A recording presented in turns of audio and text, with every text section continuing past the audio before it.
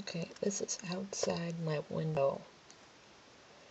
I don't know if you can tell, but it is snowing and blowing. I don't know how many inches we have, but quite a bit, I imagine.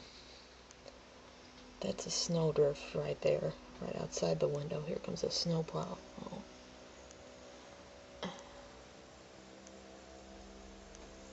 I don't know if he's having trouble getting through or not. No, he's doing okay. I'll take another picture, but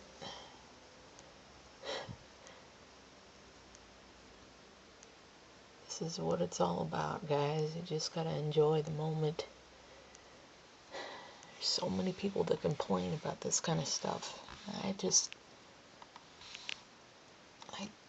don't want to.